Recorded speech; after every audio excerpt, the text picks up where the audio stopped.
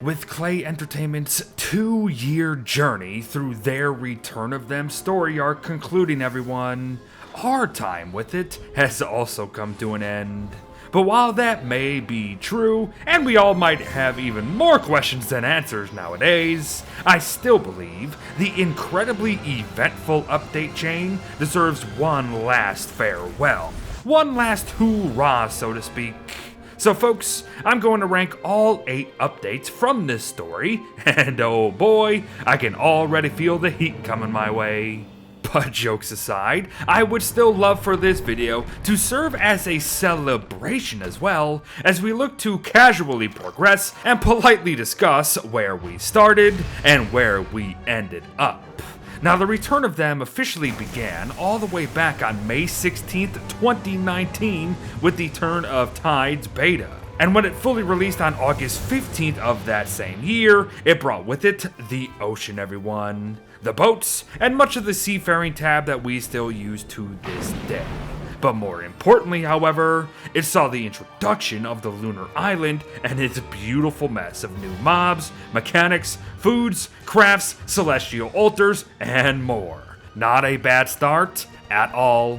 Now, the next installment in the Return of Them would drop as a beta update on September 12, 2019, and release on October 3rd as the Salty Dog. It would update the oceans ever so slightly, making them feel slightly less empty, but still giving them a very tangible use: salt. Now, while we still couldn't fish, if you can believe that, the oceans now housed updated sea stacks, brine shoals, cookie cutters, and oh yeah, the big bad blue bird.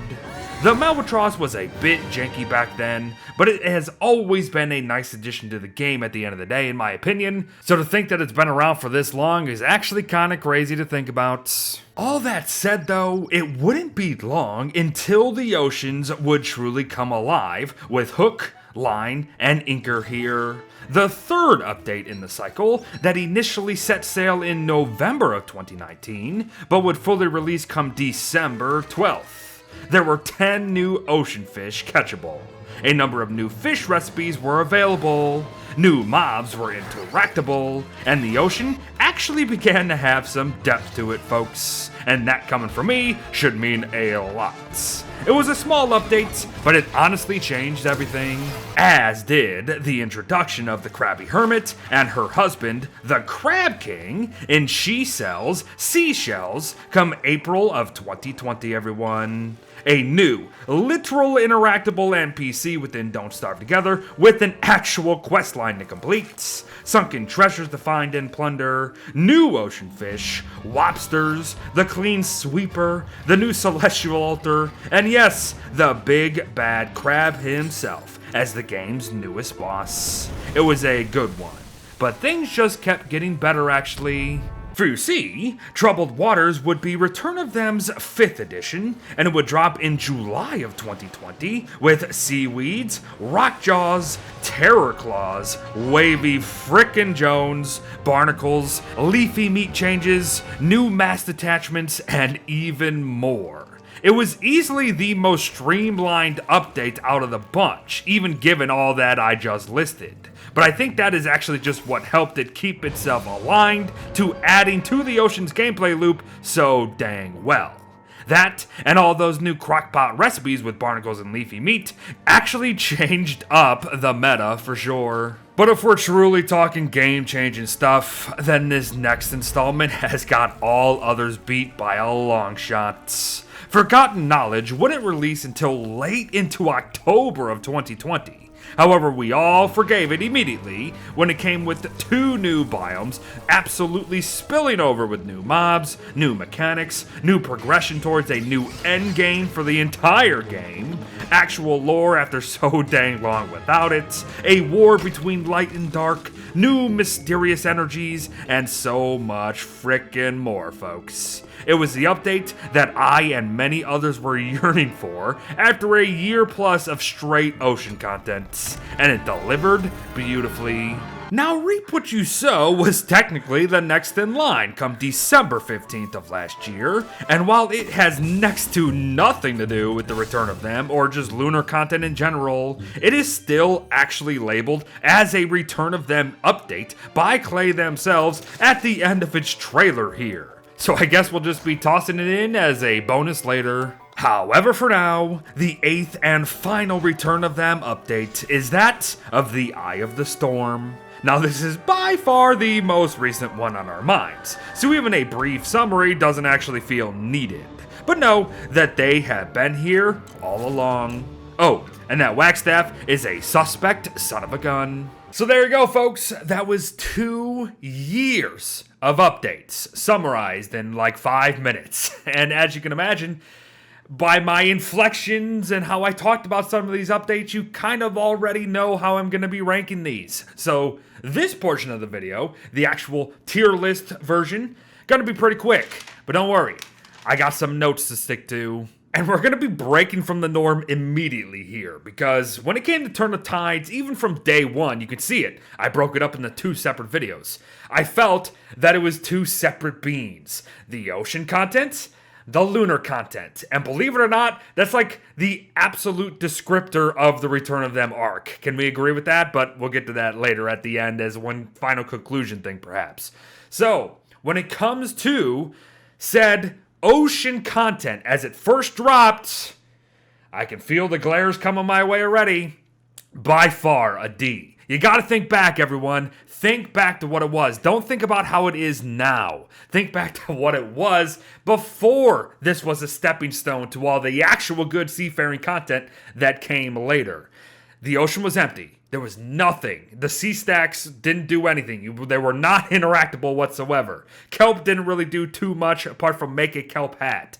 The seafaring was somehow actually slower, if you remember that correctly. Water would get landlocked. It messed up world generations. There was no use for driftwood. It just wasn't good by itself. And that's what we have to deal with here. Now, the other half of it, the actual introduction of the lunar island. I mean, how can it not be?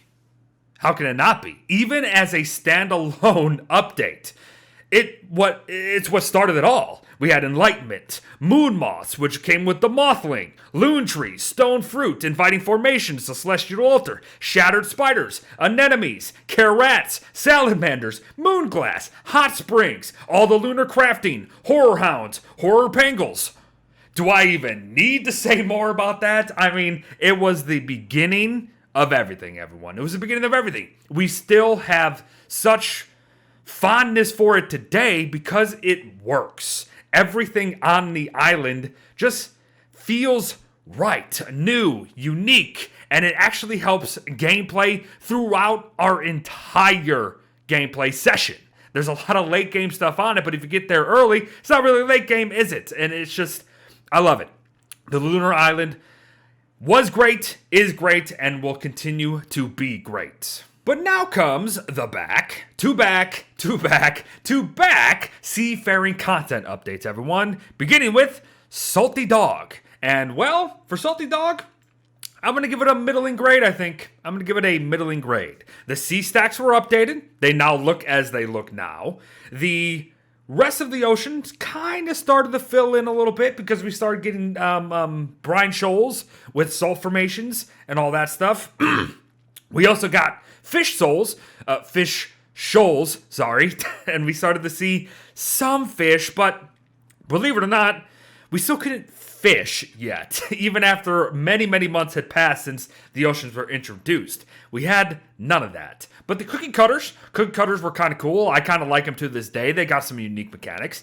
The Melbatross, of course, great boss. I always thought it was a great boss. I just hated how janky it was back then, because of its aggro, and it still kind of has that a little bit, but it's definitely not as bad as it was back then. That's why I kind of started, by the way, this video with going through all the updates and linking to the update videos, because some of you might have to go back and actually relive what those updates were to kind of get an idea of why we're ranking them like this, as we are. But as a whole, with the introduction of salt and how that impacted Wardley, even how we had a salt box, a new boss that was very fun. New stuff in the ocean to actually interact with and how it would help us on land. Pretty good. It was pretty good. It's only sitting here at a B just because it was small, it was contained, it still didn't let us fish, and the Melbatross was just kind of broken. But as I said in that little summary at the intro here, it wouldn't take long for a really, really solid seafaring update to finally come out in hook, line, and anchor. If you watch our guide on that, I almost missed that update, by the way. Excuse me, almost missed that update. But introducing seafaring, shipwrecked recipes, of course, with seafood gumbo, surf and turf, which is legendary, California rolls, and of course all the fish meat changes, which still kind of debatable to this day, how it's like live eel now and freshwater fish now. But you know what? Got used to it over the time. But of course, introduction of narwhals. Gotta love narwhals. I love those things. Skitter squids. Gotta love skitter squids. I love those things. But the biggest thing, the sea fishing rod, everyone. This is the update that finally let us do something out on the ocean. Fishing. So with the introduction of 10 ocean fish, it was finally starting to fill out. Also, watercolor had changed in this update, if you remember. So now we can tell how deep the ocean was by looking at it. So things started to feel like their own. This was the start of really getting the fishing content, the seafaring content, up to snuff a little bit. So, yeah, I would say this was a very solid update. Oh, but this next one, everyone, this next one is sharing the same frickin' spot. Almost S tier. Almost. But one of its main components dragged it down and continues to be a drag to this day. The frickin' Crab King, everyone. But Pearl, well, actually, the Krabby Hermit, until we understood that her name was actually Pearl, was introduced. Her quest line introduced, as she was a literal interactable NPC for the first time ever for Don't Starve Together, really, which was absolutely fantastic. Another really interesting thing about this update, which I didn't remember until I actually started reviewing all my own videos, the Clean Sweeper. This update added the Clean Sweeper, able to change skins on the fly. That was huge. That was absolutely huge. But we had messages in a bottle, which led to sunken chests, which led to the bottle exchange, which was obviously very important for the pinching winch, and it's still very important till today. Yes, there was the Crab King, which is an interesting boss. He has interesting mechanics before his fight. It's just his fight is terrible. But the Celestial Tribute, a second Celestial Altar. The Strident Trident can even be thrown into the mix there. It's fun now. Back then, debatable. It's a little better now, but again, we're talking about updates as they were.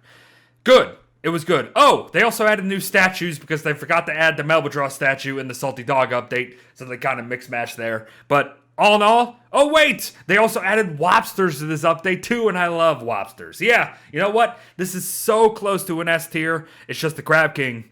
Crab King kind of takes it away. Oh, but believe it or not, folks, we're about to have a seafaring update that is a flippin' S tier for me. Can you believe that? But troubled waters, everyone. Seaweeds, barnacles, terror claws, wavy Jones, rock jaws, all the leafy meat recipes, all the barnacle recipes.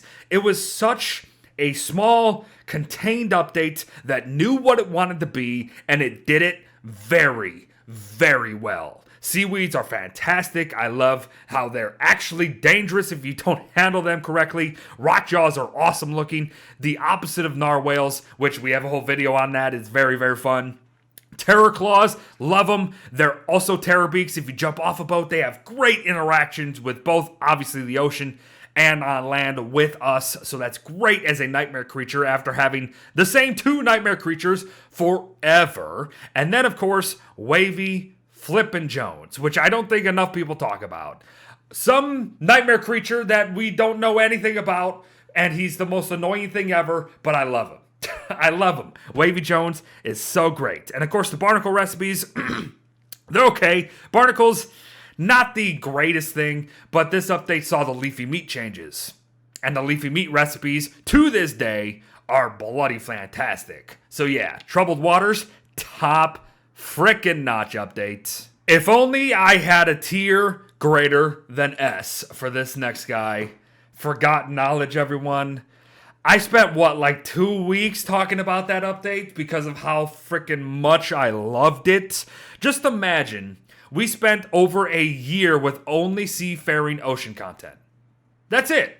Only that. There was no mention of anything lunar for over a year. And then they drop this frickin' guy. So much lore. Lunar Grotto, Ancient Archives, Mush Gnomes, Naked Mole Bats, Centripedes, the Ancient Orchestrina, Light Bugs, New Mushrooms, the Moonglass Pools, Actual Progression, Mushy Cake, Turf Crafting, Thule Site Origin for Pete's sake, Dust Moths, Distilled Knowledge. 3 actual altars can come together now as real endgame stuff to reveal the mysterious energy that we now know what that is. The sealed portal that we actually don't know what that is. But the earthquakes, even the frickin' earthquakes of this update were unique. Nothing falls in the archive, probably because the ancients had protection against it due to their knowledge. But a lot of lunar-related stuff drops in a lunar grotto, and that's just unique. Oh, and then there's even the war when we activate the archives with the greater Gestalts and the nightmare ramparts that are keeping something out of the archive still. We talked about that plenty, but something is coming. Something is coming out of that portal, mind you. The Forgotten Knowledge is just too good to talk about, so much so that I would be sitting here all day doing it. We have 2 weeks worth, probably more, of guides on that thing. It is by far my favorite Return of Them update ever, and is likely one of my favorite updates of all frickin' time. Now here's where some interesting bits begin. Reap what you sow. When it first came out, I gotta be honest, I was not a fan. Especially after what it followed, of course. We had just finally gotten some lunar-related stuff, and then they dropped just a farming update. You can kind of see why some folk were disappointed with this. I am struggling between B and A tier, because there was a lot of other changes that came with this. A lot of character changes, some gameplay changes. They added a new mini-boss. While it really was a massive update, if you think about it, to change such a core component of the game as much as it did, and honestly do it for the better at the end of the day, you gotta give it credit. And with some of the character changes to Wormwood, those were phenomenal. And then you also balance it with the Wickerbottom changes maybe that Poke didn't like. You see how you can kind of start going a little into both parties, let's say. So for me personally, knowing the context of what it followed and what it added to the Return of Them as a whole, I think it has to be put at a middle ground. It just has to. And if I'm completely honest, if we're only talking as Return of Them as a whole, it shouldn't even be on the list. It should be as lowest as it can go, because it has nothing to do with it. But that's not the fault of the updates. That's just Clay kind of labeling it as a Return of Them update, when it really wasn't. And finally, the supposed grand finale of the Return of Them update cycle, the Eye of the Storm, everyone. This might surprise you. It's going to be a middle ground one too, I think. It kind of suffers how the first update of Return of Them suffered. It feels like 2 parts. The Wagstaff Moonstorm side of things, and the Celestial Altars, Celestial Champion, and the Moon side of things. I think we can agree on that. I think that's what everyone has been feeling since it released very recently. So I'm not really sure if we have to get too much into a summary of it, but, I'll give my reasoning behind it. The Moonstorms are not tangible enough. This is a world-shattering event. We have awoken who I'm assuming to be Alter, one of the ancients, who somehow, some way, is the moon, not the moon. It's a whole thing. We're not 100% sure still. But at the end of the day, they have returned, which should be huge considering how your update cycle was all about the return of them. So for you to say just like they've been here all along, cool, fine. I'm actually okay with that. But as I said in our update video yesterday, kind of our final thoughts thing, where's the celebration? Where's the grandeur of that, right? It's not there. Then again, when we get to the gameplay side of things, the Celestial Champion has become a pretty epic boss fight. The first two phases, not really. But the third phase, the final phase, which should honestly be the hardest phase, I guess, is challenging now. The rewards, I'm just going to finally come out and say it, are garbage. Infinite light and a better Tam O'Shanter for all the stuff we have to go through to get to this point. All these other updates that you're seeing here, leading to this one, only to give us infinite light and a better Tam O'Shanter. And some extra damage, with the Gestalt attack, but its Sanity Gate is somehow still 85%. I can't believe they didn't change that from the beta.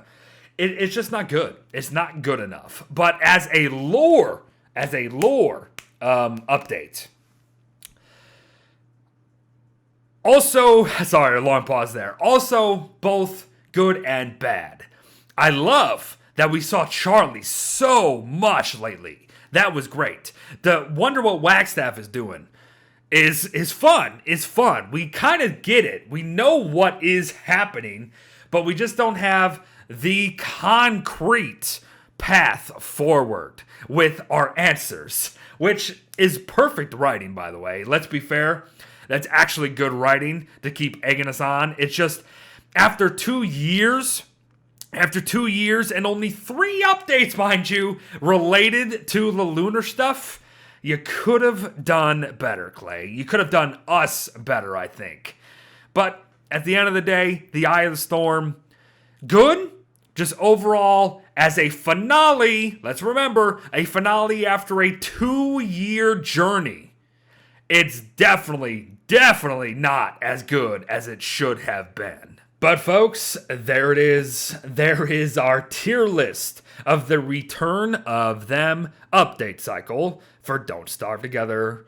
It's been great. It's been absolutely great. This is going to be a little jarring here, so I apologize. But folks, I think that will do it for now because this is probably going to be a little longer video than usual. I was debating about just doing the tier list thing as we just did and having longer explanations for both, but I think I kind of enjoyed the journey through the updates in order with their trailers, talking about what they added, and then coming over to here and getting a little more in-depth with it, right? Because at the end of the day, it is only my opinion. So I imagine there's going to be lots of people who absolutely disagree with me. And you know what?